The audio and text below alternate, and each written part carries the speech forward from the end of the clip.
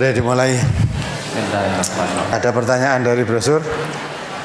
Ada beberapa pertanyaan dari brosur di halaman pertama, surat Al-Baqarah ayat 183. A'udzubillahi minasyaitonirrajim. Ya ayyuhalladzina amanu kutiba alaikumusyamu kama kutiba alal ladzina min qablikum la'allakum tattaqun. Hai orang-orang yang beriman, diwajibkan atas kamu berpuasa sebagaimana diwajibkan atas orang-orang sebelum kamu agar kamu bertakwa. Yang ditanyakan tentang orang-orang sebelum kamu, ini apakah orang-orang yang terdahulu ini juga berpuasa, dan siapa yang dimaksud dengan orang yang terdahulu atau sebelum kamu? Apakah orang Yahudi dan Nasrani, Ustaz? Jadi ya, puasa itu diwajibkan oleh Allah kepada umat-umat sebelum Nabi Muhammad. Ya, sebelum Nabi Muhammad diutus, Allah telah mengutus banyak rasul, nabi. Antara lain membawa syariat juga kewajiban berpuasa. Hanya puasanya tidak seperti yang dikatakan oleh Nabi Muhammad kepada kita. Ya, oleh Allah kepada Nabi Muhammad dan kepada kita semua di bulan Ramadan.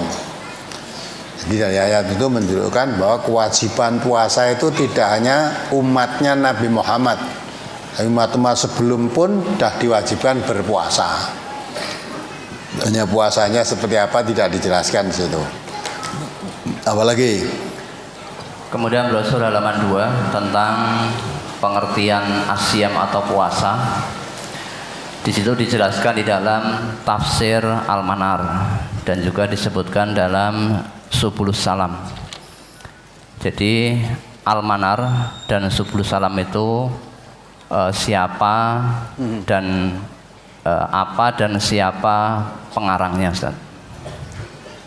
Al-Manar itu Muhammad Abduh. Ya. Ya, mau apa tahu? Tanya pengarang juga. Hah? Perlunya apa? Coba kamu baca aja yang kamu tanyakan, yang berkenaan dengan ini. Yang kamu tanyakan tadi, hadis nomor berapa? Divisi puasa tak?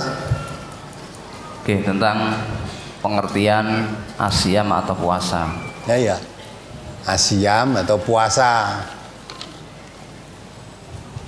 Ya, puasa itu menahan diri. Coba dibaca itu.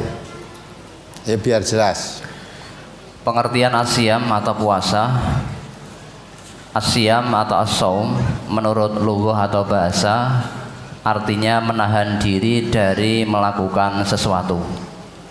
Seperti firman Allah kepada Maryam, fa imma taroyinna minal basyari ahadan faquli inni nazartu lirrahmani shauman falam ukallimal yauma insiya. Jika kamu melihat seorang manusia, maka katakanlah, sesungguhnya aku telah bernazar akan berpuasa karena Tuhan yang Maha Pemurah, maka aku tidak akan berbicara dengan seseorang manusia pun pada hari ini. Nah, ini puasanya. Puasa di sini artinya menahan diri tidak berbicara. Wong Jawa ngandake poso bisu gitu dah. Nah, artinya tidak berbicara. Jadi menahan diri tidak berpuasa, tidak berbicara, ya, dengan seseorang manusia pun pada hari ini, maksudnya hari itu dia berpuasa tidak berbicara. Dari pengertian bahasa, ya. Jadi puasa itu menahan diri. Nah, puasa yang tidak bicara ya puasanya puasa tidak bicara itu, makan biasa, minum biasa, hanya tidak berbicara. Apalagi? Terus? Menurut syara ialah al-imsaku anil akli wa syurbi wa ghasayanin nisa'i minal fajri ilal maghribi ihtisaban lillahi wa i'dadan lin nafsi wa tahyiyatan laha li taqwallahi bil muraqabati lahu wa tarbiyatil iradah. menahan diri dari makan, minum dan bersetubuh mulai fajar hingga maghrib karena mengharap ridha Allah dan menyiapkan diri untuk bertakwa kepadanya dengan jalan mendekatkan diri kepada Allah dan mendidik kehendak. Tafsir Al-Manar juz 2 halaman 143. Ya. Sudah. Jadi puasa kalau menurut istilah bahasa artinya menahan diri.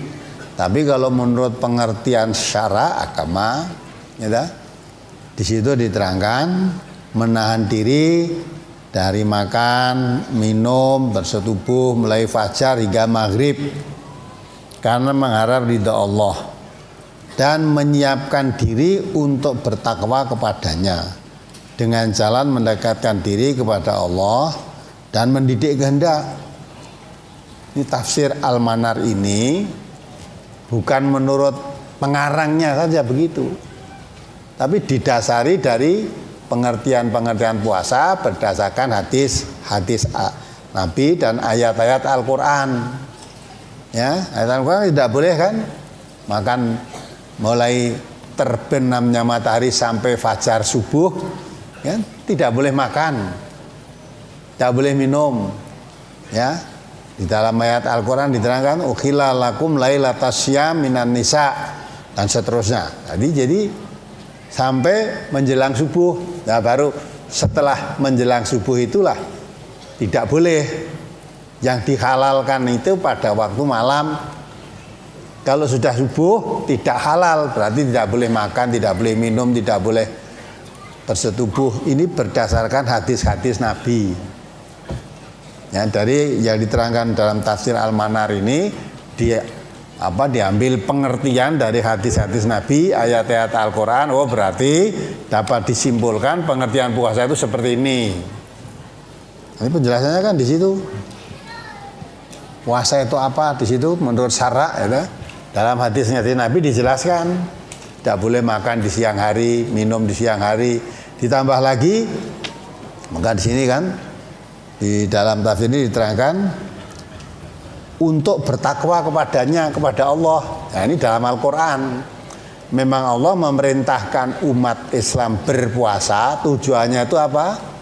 La'alakum tatakun. Kutiba alaikumusyyam kama kutiba alal ladzina min qablikum la'alakum tatakun. Jadi tujuan berpuasa itu bertakwa. Bertakwa kepada Allah.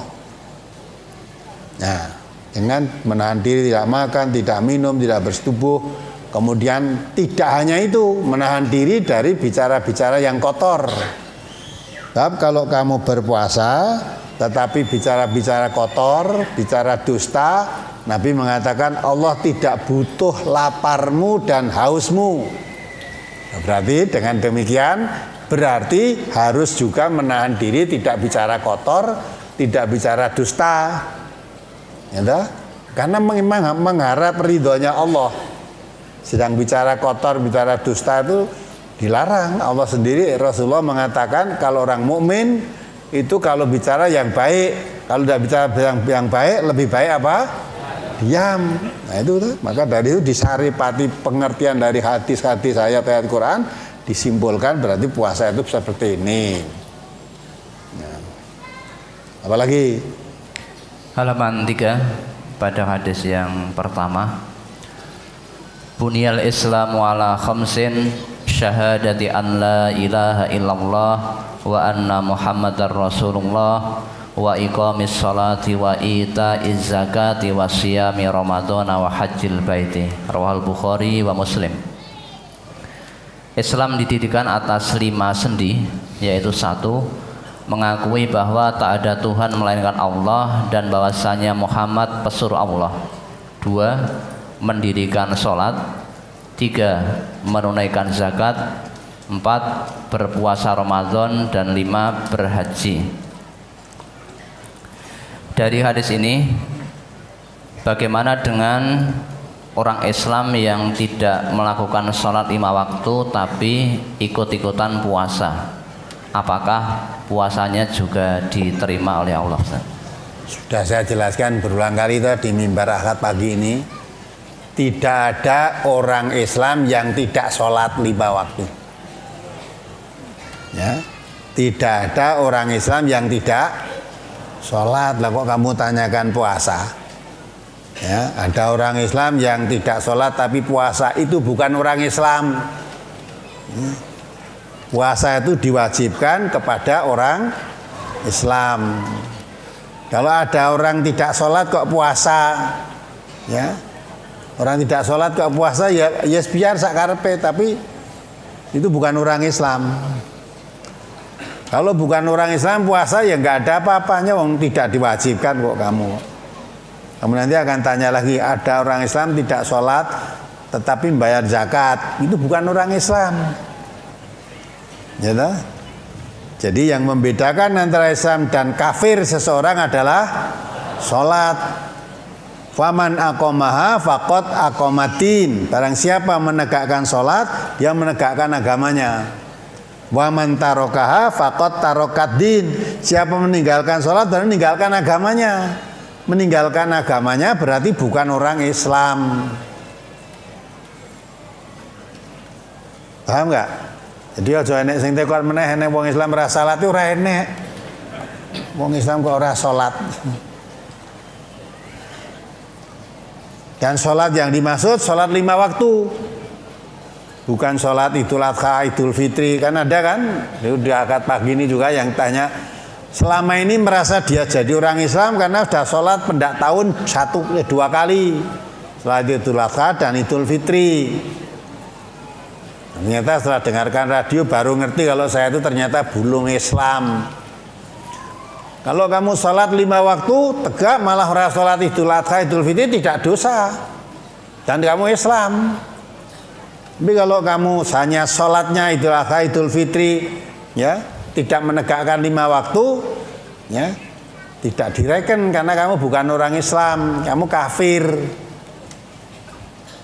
Ya, orang kafir itu tidak sholat 5 waktu itu. Man taraka sholata amdan faqad kafara jiharon. Siapa yang meninggalkan sholat dengan sengaja, nyata-nyata dia itu orang kafir. Terus gue ngaku Islam, ngaku apa nih orang salat itu kafir, tidak. Itu menurut Nabi loh, bukan menurut saya, ya. Banyak orang Islam yang tidak sholat, mulai wong kafir. Jauh banyak orang Islam tidak sholat. Orang Islam tidak sholat itu tidak ada. Tidak ada. Nah tadi kan sudah syahadat, ya. Tapi Islam itu ditegakkan orang mung syahadat. Ditegakkan kan di situ Islam itu ditegakkan di sendi, yaitu mengakui tidak ada Tuhan kecuali Allah, Muhammad Rasulullah, itu maksudnya syahadat, asyhadu alla ilaha illallah wa asyhadu Muhammad Rasulullah. Kemudian zakat, puasa di bulan Ramadan, ya, berhaji. Yaitu sholat, syahadat, sholat, puasa, zakat, haji itu. Zaman Abu Bakar As-Siddiq, orang yang sudah tidak mau membayar zakat itu pun dinyatakan murtad dia, diperangi. Ya, orang tidak mau membayar zakat setelah Nabi wafat, tidak mau membayar zakat, itu dinyatakan kamu sudah murtad, diperangi waktu itu. Ya, halal darahnya. Ya, nah sekarang ujungnya orang bayar zakat, mau orang sholat itu dianggap Islam kok. Pokoknya orang bayar zakat. Pokoknya syahadat, zakat, sholat jangan dipisah-pisahkan. Zakat jangan dipisahkan. Itu 5 itu menjadi satu kesatuan. Tegaknya Islam itu dengan 5 itu. Salah satu disingkirkan, tidak boleh. Jadi tidak tegak Islamnya. Apalagi? Mohon dijelaskan ancaman-ancaman bagi orang yang tidak berpuasa atau orang yang sengaja membatalkan puasa tanpa sebab. Karena di desa saya masih ada orang Islam dan juga melaksanakan sholat tarawih, tetapi pada siang harinya tidak berpuasa. Apakah ada ancaman bagi orang-orang yang tidak berpuasa tersebut dalam Al-Quran maupun dalam hadis, Ustaz? Puasa itu hukumnya apa? Wajib. Ngerti lah wajib itu? Kalau ditinggalkan apa? Dosa. Kalau dikerjakan dapat pahala. Itu ancamannya jelas dosa gitu. Jadi kalau dia tidak berpuasa, dosa. Maka orang Islam itu melakukan suatu kewajiban yang dilarang oleh Allah ditinggalkan, yang haram ditinggalkan, yang halal dikerjakan, yang diperintahkan dilakukan, yang dilarang dicegah. Ya, nah, ancaman-ancaman kalau orang selalu melanggar kewajiban, ancaman puncak ancamannya masuk neraka nanti. Ya. Wong neraka napa wedi? Neraka ya apa? Apa meneh sing cerita kuwi ya rong tau roh neraka kok gitu ta. Ya silahkan, makanya masalah gaib. Jangankan cuma saya. Allah pun juga membolehkan kamu nggak percaya kok. Ya. Nggak percaya boleh. Raning neraka surga itu tidak ada. Orang hidup ya hanya di dunia ini, mati di dunia ini. Entah mati di dunia nggak akan hidup lagi. Tidak ada kehidupan selain alam dunia ini. Boleh juga kamu percaya begitu. Ya memang orang kafir ya seperti itu ya. Orang kafir seperti itu. Jadi jangan, kalau kamu tanyakan orang melanggar kewajiban ancamannya apa, orang mau poso, meninggalkan sholat juga begitu, ya. Tinggalkan zakat juga begitu, semua ada ancamannya. Jadi orang yang melanggar larangan Allah itu namanya berbuat maksiat.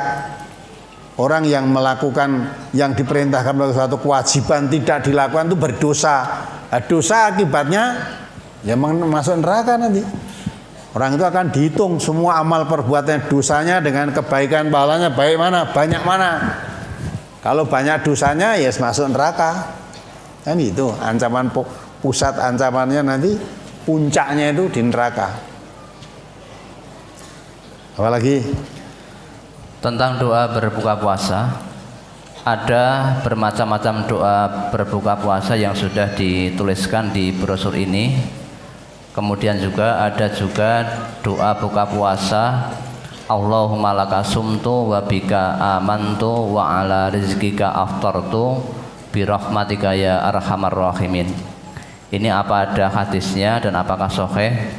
Karena saya tidak tahu, dan ini biasanya juga diajarkan oleh guru agama di sekolahan saya dulu waktu SD. Setelah saya tahu tuntunannya, saya tinggalkan atau tidak saya amalkan lagi.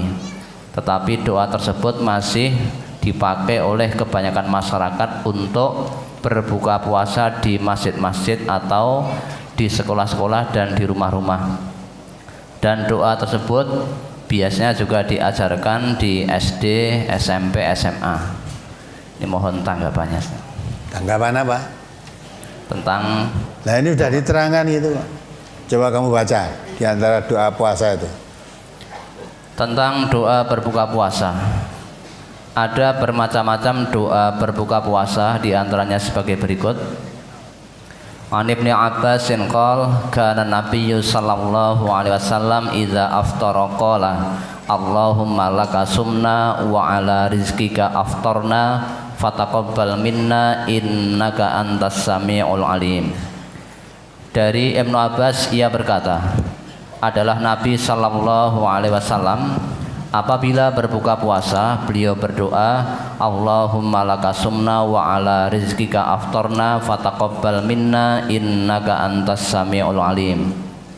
Terus Ya Allah. Yang kedua, dibaca riwayatnya itu. hadis riwayat Daruqutni juz 2 halaman 185 nomor 26 dhaif, karena dalam sanadnya ada perawi Abdul Malik bin Harun bin Antaroh. Ya. Allahumma laka sumna wa ala rizqika aftarna. Ya, di situ. Fataqabbal minna innaka antas samiul alim. Hadis itu dhaif, diterangkan di sini. Terus berikut hadis berikutnya. An Ibnu Abbas qala kana Nabiyyu sallallahu alaihi wasallam idza aftara qala laka sumtu wa ala rizqika aftartu fataqabbal minni innaka antas samiul alim. Ini diriwayatkan oleh Tabrani dalam Al-Kabir juz 12 halaman 113 nomor 12720. Dalam sanadnya ada perawi bernama Abdul Malik bin Harun bin Antaroh, ia dhaif. Dhaif kan?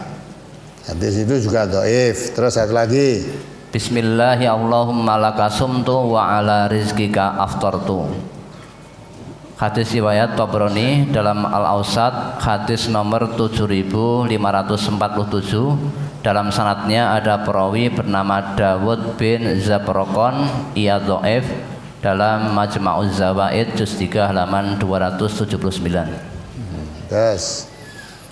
Kemudian an Mu'adzin radhiyallahu anhu qala kana Rasulullah sallallahu alaihi wasallam idza aftara qala alhamdulillahilladzi a'anani fasumtu wa razaqani fa aftartu.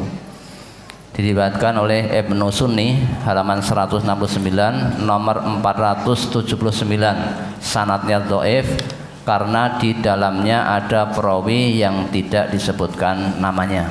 Ya. Biar lengkap dibaca sekali. An Mu'adz bin Zuhrata annahu balaghahu anna nabiyya sallallahu alaihi wasallam kana idza aftara qala Allahumma laka sumtu wa ala rizkika aftartu.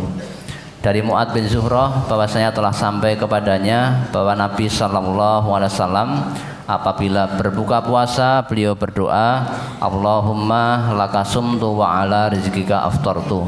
Diriwayatkan oleh Abu Dawud juz 2 halaman 306 nomor 2358. Hadis tersebut mursal karena Mu'adz bin Zuhrah tidak bertemu Nabi sallallahu alaihi wasallam. Mursal. Terus Ani bin Abi Mulaikah qala sami'tu Abdullah bin Amr bin al-As yaqul sami'tu Rasulullah sallallahu alaihi wasallam yaqulu inna lis-shaimi 'inda fitrihi la da'watun ma turaddu. Qala bin Abi Mulaikah sami'tu Abdullah bin Amr yaqul idza aftara Allahumma inni as'aluka bi rahmatikal lati wasi'at kulla syai'in an taghfirli. Dari Ibnu Abi Mulaikah ia berkata, saya mendengar Abdullah bin Amr bin Al-As berkata, aku mendengar Rasulullah sallallahu alaihi wasallam bersabda, sesungguhnya bagi orang yang berpuasa itu ketika berbuka ada doa yang tidak akan ditolak.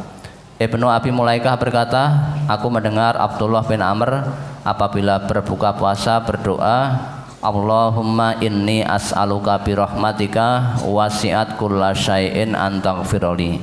Hadis riwayat Ibnu Majah juz 1 halaman 557 nomor 1753 hadis hasan. An Marwana yakni bin Salimin al-Muqaffa'i qala ra'aitu bin Umar yaqbidu ala lihyatihi fayaqta'u ma zada 'alal kaffi wa qala kana Rasulullah sallallahu alaihi wasallam iza aftara qala zahabat zama'u wa batallatil uruqu wa sabatal ajru insyaallah. Rawahu Abu Dawud hasan. Dari Marwan yakni bin Salim al-Muqaffa ia berkata, aku melihat Ibnu Umar radhiyallahu an memegang jenggotnya lalu memotong yang lebih dari genggaman tangannya. Ia berkata, adalah Rasulullah sallallahu alaihi wasallam apabila berbuka puasa beliau berdoa zahabat zama'u wa batallatil uruqu wa sabatal ajru insyaallah. Haus telah hilang, urat-urat telah basah dan semoga pahala tetap didapat insyaallah. Hadis riwayat Abu Dawud juz 2 halaman 306 nomor 2357 hadis hasan. Keterangan dari riwayat-riwayat di atas bisa kita ketahui bahwa yang derajatnya hasan adalah riwayat Ibnu Majah dari Ibnu Abi Mulaikah dan riwayat Abu Dawud dari Marwan bin Salim.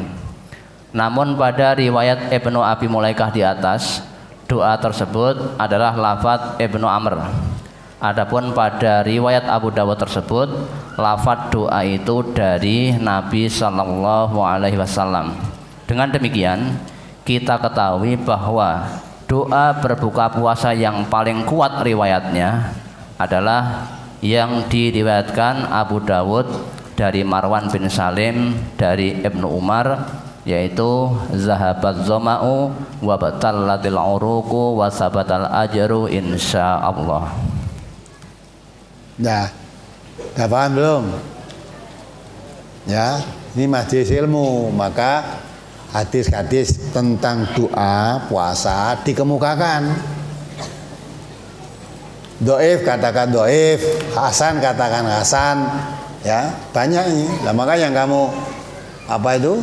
Yang kamu tanyakan tadi diajarkan di sekolah-sekolah oleh guru-guru baik SD, SMP sampai SMA, ya silakan saja.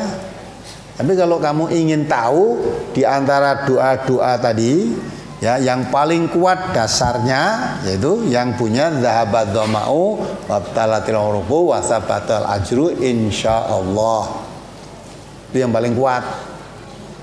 Ya. Namun sudah dikemukakan di sini dengan dasar-dasar yang jelas, tetap mau pakai ya Allahumma lakasumna apa Allahumma lakasumtu Allah terserah saja. Tapi kalau kamu ingin tahu ya derajat hadis-hadis yang mengenai doa puasa yang paling kuat dasar apa itu perawinya ya dasar kepojaknya adalah dzabatu mau wabtalatil uruqu wa sabatal ajru insyaallah. Itu yang mau ngajarkan yang ya silakan saja, di sini diterangkan majelis ilmu. Paham belum? Jadi jangan perkara diajarkan di sekolah SMP apa SD mungkin sampai perguruan tinggi, ya ben wae lho. Hadisnya enak itu. Hadisnya ya ada. Mungkin malah sing dhahabat dhama'u wabtalatil uruqu wa sabatal ajru insyaallah malah ra tau diajarke malah. Ya. Pernah diajarke di sekolah? Nah, iya. Umumnya ya Allahumma lakasumtu Allahumma lakasumna umumnya begitu. Ya ada hadisnya memang sudah ditulis di situ. Tapi derajat hadis tadi dhaif. Nah, kamu ngomong dhaif lah hadis boleh saja. Hadis silakan. Karena enggak ngerti hadis tuh kalau dikatakan dhaif itu dikhawatirkan apa itu betul dari Rasulullah. Ya, dhaif itu lemah. Mungkin perawinya ya lemah ingatannya atau mungkin perawinya terkenal sering bohong, ketika bohong dhaif. Kalau perawinya dikenal sering bohong atau ingatannya lemah, tidak dipakai. Masa meriwayatkan hadis nek cara kita umumnya nek ora kleru Nabi dhisik ngendika lho, nek nganggo tembung nek ora kleru kuwi ora kanggo. Ya.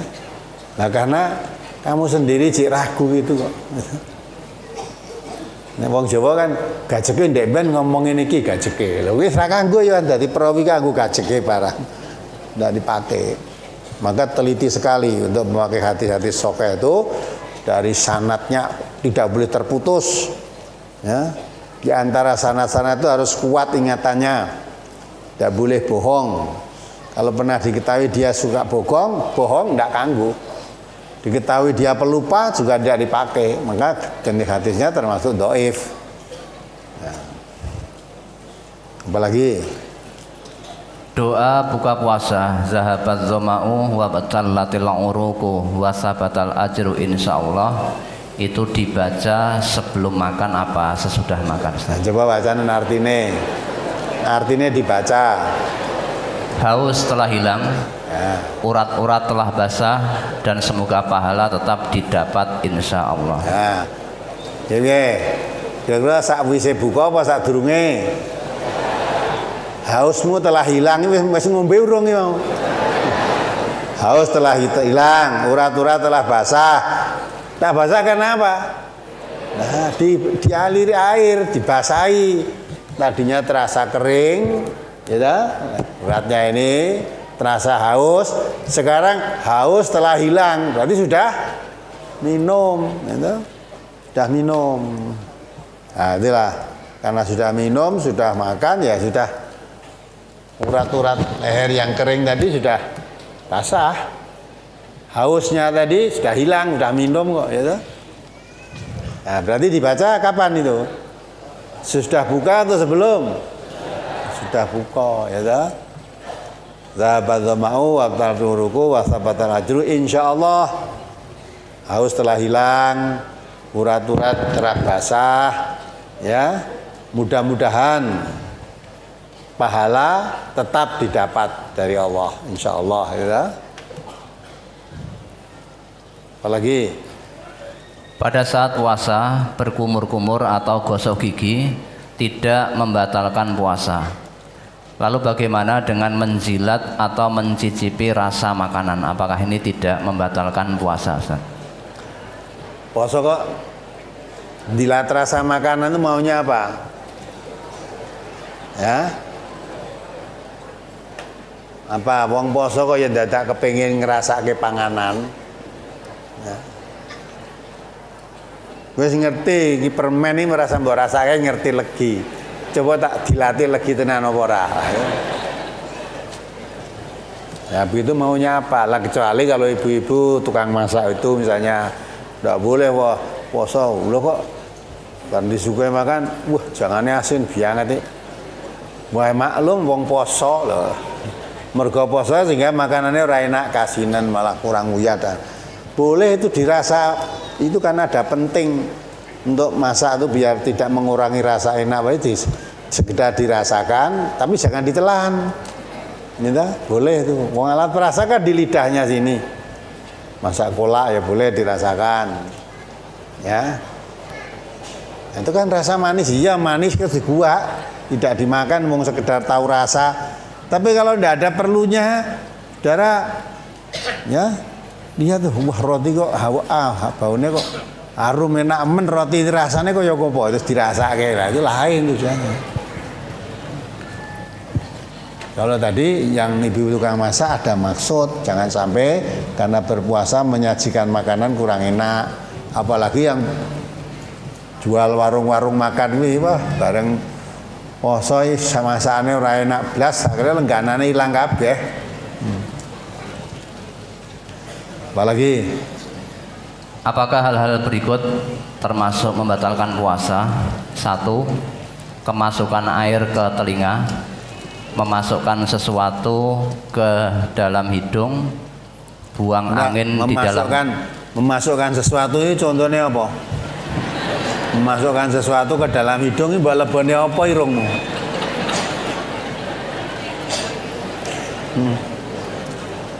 Nah itu harus dijelaskan. Nek irungmu mbok leboni banyu, ya toh? Nganggo selang ngono mbok leboni ngono lah batal kuwi. Padune arep ngombe metu irung kuwi ya. Oke, masih ada kelanjutan, San. Ya. Buang angin di dalam air ketika mandi, keluar mani karena bersentuhan kulit antara laki-laki dan perempuan. Karena saya pernah membaca di sebuah buku fikih, ini menyebabkan batalnya puasa, tetapi tidak ada dalil yang disebutkan.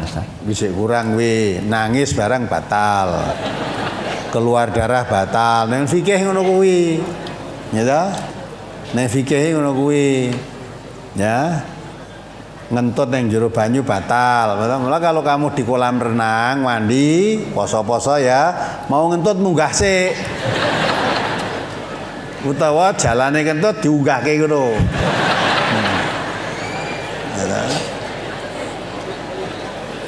Nangis batal, keluar darah batal, nesu batal.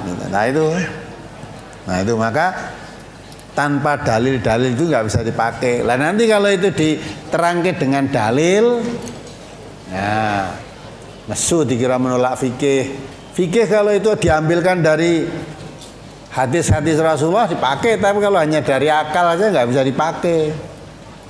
Coba di situ terangkan yang batalkan puasa apa?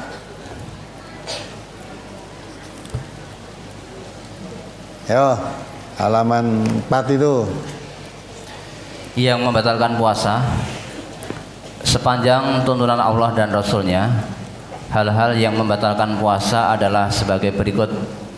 Firman Allah Subhanahu wa taala dalam surat Al-Baqarah ayat 187, Uhilla lakum lailatas siyamir rafathu ila nisaikum hunna libasul lakum wa antum libasul lahun alimallahu annakum kuntum takhtanuna anfusakum fataba alaikum wa afa ankum fal ana bashiruhunna wabtaghu ma kataballahu lakum wa kulu washrabu hatta yatabayyana lakumul khaytul abyadu minal khaytil aswati minal fajr summa atimmus siyama ilal lail. Perhatikan ini yang batalkan puasa ini. Ayo. Dihalalkan bagi kamu pada malam hari puasa bercampur dengan istri-istri kamu. Mereka itu pakaian bagimu dan kamu pun pakaian bagi mereka. Di malam hari. Terus Allah mengetahui bahwasanya kamu tidak dapat menahan nafsumu. Karena itu Allah mengampuni kamu dan memberi keringanan kepadamu. Maka sekarang campurilah mereka dan carilah apa yang telah ditetapkan Allah untukmu. Dan makan minumlah hingga terang bagimu benang putih dari benang hitam yaitu fajar. Kemudian sempurnakanlah puasa itu sampai malam. jadi yang membatalkan puasa itu makan, minum, bersetubuh dengan istrinya di waktu pagi dari fajar sampai terbenam matahari. Kalau di waktu malam hari halal semua itu tadi. Halal semua. Tapi mulai fajar, nah itu dah tidak boleh kan? Dan makan minumlah hingga terang bagimu benang putih dari benang hitam. Ya dah. Itu tidak boleh kalau sudah. Jadi kita malam hari itu kan belum ada listrik kan ya. Malam hari kita tuh membawa benang putih. Kalau benang putih itu masih kelihatan hitam, berarti masih apa? Gelap. Kalau benang putih tadi sudah kelihatan putih, aslinya benang itu putih. Tapi ketika masih gelap, tampak hitam, gelap. Dan setelah nanti mulai tampak putih berarti sudah fajar. Maka mulai tampak putih itulah tidak boleh makan, minum, bersetubuh dengan istrinya, tapi tidak boleh. Jadi yang batalkan puasa itu hanya itu. Coba terus baca. Dari ayat tersebut dapat diambil pengertian bahwa yang membatalkan puasa itu ialah a. bersetubuh suami istri dengan sengaja dan dilakukan pada saat puasa, yakni dari mulai masuk waktu subuh hingga masuk waktu maghrib, padahal mereka termasuk orang-orang yang berkewajiban puasa. Dan yang dimaksud dengan bersetubuh ialah masuknya kemaluan laki-laki atau suami pada kemaluan wanita atau istri. Jadi baik mengeluarkan mani maupun tidak, hukumnya tetap sama, karena tidak adanya ayat-ayat lain maupun hadis-hadis yang membatasi bahwa yang dimaksud bersetubuh adalah yang mengeluarkan mani. Maka ayat itu tetap berlaku sesuai dengan keumuman lafadznya. B. Makan dengan sengaja, baik makanan yang mengenyangkan atau tidak. C. Minum, baik yang menghilangkan haus atau tidak, termasuk merokok. Nah, kan itu yang batalkan. Itu pun kalau dengan sengaja. Ya, kalau lupa tidak batal. Makan, kan yang puasa baru pertama kali kan ya, sampai kenyang. Dah biasanya jam 8 atau jam setengah 9 sarapan. Udah.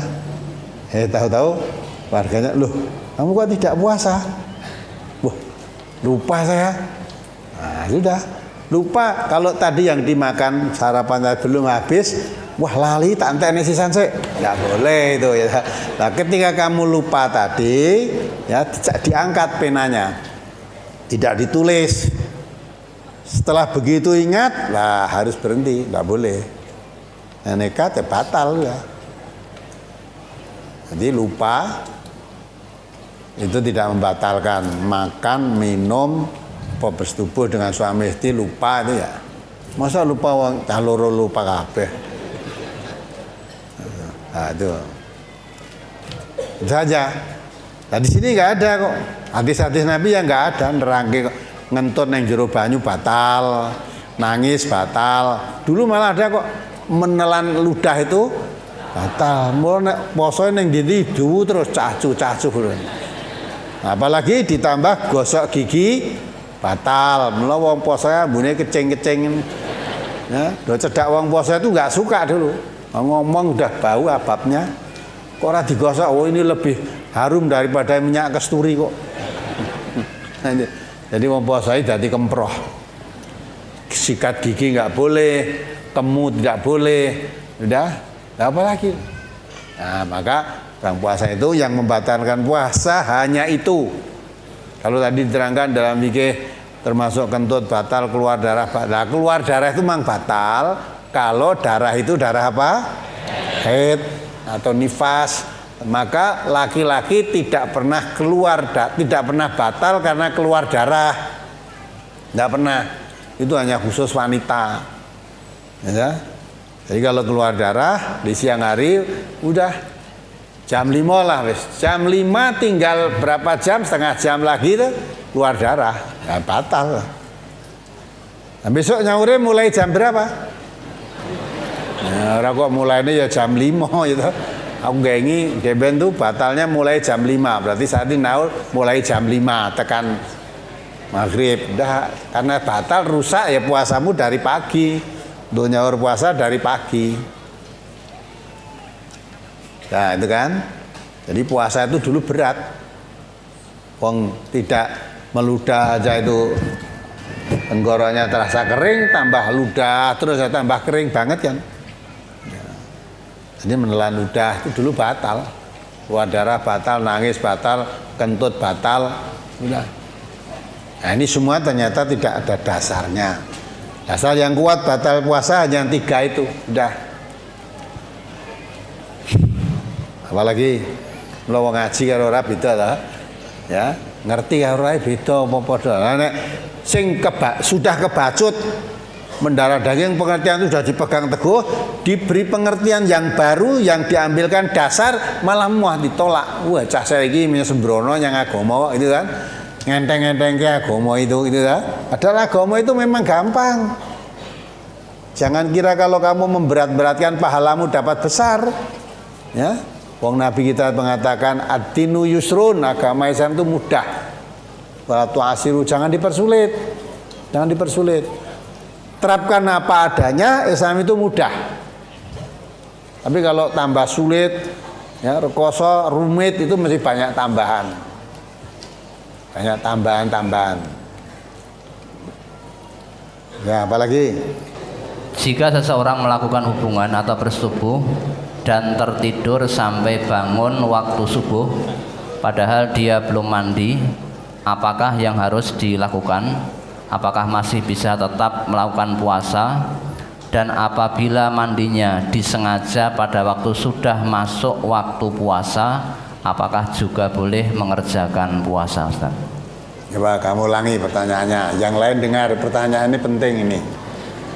Jika seseorang melakukan hubungan atau melakukan bersetubuh dan tertidur sampai bangun waktu subuh, padahal dia belum mandi, apakah yang harus dilakukan? Apakah masih bisa tetap melakukan puasa?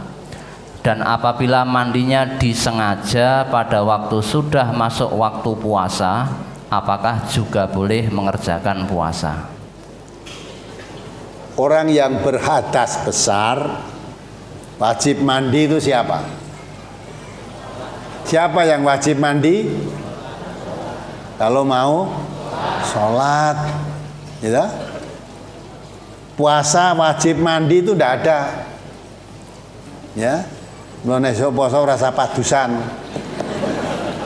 Dulu ya begitu, cari rapadusan, posanya mau lali mau rapadusan, bongko jam 10 bengi padusan adus, mau puasa. Yang wajib bersih dari hadas besar maupun hadas kecil itu kalau mau sholat. Idza kuntum ila sholati faghsilu wujuhakum wa aydiyakum dan seterusnya. Terus itu Nabi wa in kuntum junubam fatahharu, yaitu kalau kamu hadas kecil wudu, kalau hadas besar mandi, kalau idza kuntum ila shalah kalau kamu akan sholat. Tapi kalau mau puasa enggak ada perintah begitu itu. Ya. Tadi malam kumpul sama suami istri, terus tidur sampai subuh baru bangun. Lah apa yang kamu lakukan? Lah kamu mau apa? Kamu mau puasa? Udah masuk waktu subuh puasa langsung. Lah kalau mau sholat mandi. Ya, kalau mau sholat mandi. Ya, walaupun sudah masuk waktu sholat. Ya, berarti waktu sholat fajar itu berarti sudah masuk juga waktu puasa. Puasanya tetap jalan, sholatnya tidak boleh sebelum kamu mandi, maka mandi dulu baru sholat. Ya, jadi puasanya tetap wajib bisa dijalankan, karena tidak ada syariat mandi untuk puasa itu nggak ada, adanya sholat. Kalau mau sholat hadas besar wajib mandi. Itulah. Nah, tadi kalau sengaja ya sudah masuk waktu subuh juga belum mandi, tidak cepat-cepat mandi padahal sudah masuk subuh ya, tidak apa-apa asal kamu belum sholat. Ya kalau sholat harus mandi dulu. Kalau sebelum mandi nambah lagi, nah itu tidak boleh.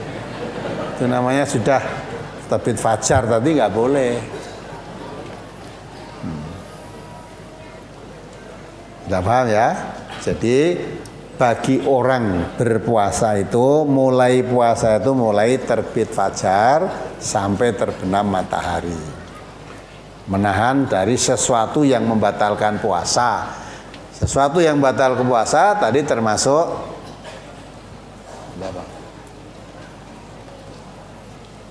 ya, sesuatu yang batalkan puasa tadi yaitu makan, minum, bersubuh sama suami istri dengan disengaja. Nah itu batal. Apalagi yang lain? Apabila pada waktu masih muda pernah pada waktu puasa Ramadan berhubungan dengan suami pada waktu siang hari. Kemudian kami berdua medot puasanya, tetapi untuk selanjutnya tidak nyaur dengan puasa 2 bulan berturut-turut karena belum tahu. Setelah sudah tua baru tahu. Maka bagaimana untuk yang kami kerjakan, Ustaz? Itu bodohnya karena tidak mencari ilmu kan gitu. Maka tolabul ilmi itu dikatakan Rasulullah, tolabul ilmi faridotun, wajib. Masa nganten anyar tidak tahu kumpul di siang hari puasa itu tidak boleh. Baru tua baru tahu. Tua baru. Nah, berarti selama ini nggak pernah ngaji, nggak pernah tanya, ya. Karena manten baru, ya kumpulnya pendakwaan, kumpul terus malah. Nah, nggak tahu, lah nggak tahu kok nggak cari tahu, ya. Apa nih sekolah nih sih, orang tahu diberi pelajaran, nggak pernah makan sekolahan. Nah, kalau sekolah pastilah. Makan sekolah mesti diberi pelajaran oleh guru agamanya, itu paling tidak itu. Ya. Sudah tua baru tahu. Ya. Nah itu sudah. Untung ya sudah tahu, jangan diulang lagi. Ya, kalau dulu belum tahu betul, ya, memang belum tahu mau apa lagi. Ya. Dan nyaur 2 bulan berturut-turut. Padahal tiap puasa saya begitu tuh berapa tahun saurannya ini. Puasa yang kemarin, puasa yang dulu nyaur 2 bulan berturut-turut. Padahal durung sahur wis ngono meneh. Ya, belum disaur. Orang ngerti kan berarti kan tidak disaur. Mungkin tiap hari kumpulnya tidak hanya sekali itu, wong tidak tahu kok. Nah, itu maka itulah orang yang tidak mengetahui agama itu sesat jadinya. Maka penting Nabi memerintahkan wajib mencari ilmu, itu wajib mencari ilmu saja, ilmu agama itu ilmu din. Kalau memang kamu mencari ilmu, saya rasa tidak akan tidak tahu hal itu, karena itu amalan perbuatan kewajiban dan dilakukan setiap tahun datang bulan Ramadan. Ya, paling tidak kan mengetahui siapa yang wajib puasa, siapa yang tidak wajib puasa, siapa yang boleh berpuasa, boleh tidak berpuasa, siapa yang harus mengganti puasa di hari lain, apa yang membatalkan puasa, itu mesti harus tahu. Untuk pekerjaan tiap tahun. Apalagi istri saya sedang mengandung 3 bulan jalan, tapi kondisi kesehatannya agak kurang sehat.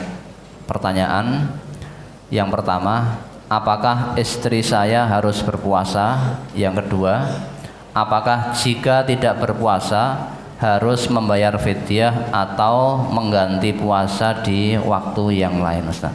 Walalladzina yutiqunahu fidyatun ta'amum miskin. Jadi kalau wanita sedang hamil itu termasuk yutiqunahu, berat, melakukan puasa berat, apalagi tidak sakit tadi ya. Ada kan wanita itu hamil baru 1 bulan, 2 bulan, udah teler sudah. Kalau suka mutasing jalui pentil pelem padahal ora usum pelem barang jaluk pentile ya piye to. Ya, sehingga untuk puasa itu orang tidak puasa saja sudah lemes, apalagi untuk puasa terasa berat. Nah kalau puasa dengan hamil kamu puasa terasa amat sangat berat, boleh tidak puasa. Gantinya puasa yang ditinggalkan memberi makan orang miskin, fidyatun ta'amum miskin. Jadi memberi makan orang, memberi fidyah. Fidyah. Boleh tadi wanita tadi kalau sedang menyusui itu boleh tidak puasa. Kalau dengan menyusui itu berat dilakukan untuk dengan puasa. Kalau merasa berat berpuasa karena menyusui, maka boleh tidak puasa, tidak diganti hari lain tapi diganti dengan fidyah. Apalagi Halaman 9, hadis yang paling atas. An Anasin an Zaid bin Tsabitin qala tasahharna ma'a Rasulillahi sallallahu alaihi wasallam summa qumna ila sholati qultu kam kana qadra ma bainahuma qala qadra khamsina ayatan rawahu Ahmad wal Bukhari wa Muslim. Dari Anas dari Zaid bin Tsabit ia berkata, kami pernah bersahur bersama Rasulullah sallallahu alaihi wasallam, kemudian kami mengerjakan sholat subuh. Aku, yakni Anas, bertanya kepada Zaid, berapa tempo antara keduanya? Zaid menjawab, sekadar 50 ayat Al-Quran. Ini yang ditanyakan pada kalimat yang akhir, sekadar membaca 50 ayat Quran. Mohon dijelaskan. Sudah jelas itu. Jadi antara puasa bersahur, makan sahur dan waktu subuh, kira-kira kalau membaca ayat 50 ayat 50 ayat Al-Quran ya. 50 ayat itu kira-kira berapa menit ya? Kira-kira berapa? Relatif ya. Kalau ayat yang kamu yang baca panjang-panjang ya lama. Tapi kalau yang kamu baca alif lam mim, alif lam ra, kaf ha ya ain, itu satu ayat. Alif lam mim itu satu ayat. Qul huwallahu ahad satu ayat. Qul a'udzu birabbin nas satu ayat, kan itu kan? Nah, kalau kamu 50 ayatnya sing dibaca pendek-pendek itu kan ya. Maka waktu imsak itu masih boleh makan enggak? Boleh. Imsak nek radio RRI bunyi imsak itu kamu ambil lagi boleh.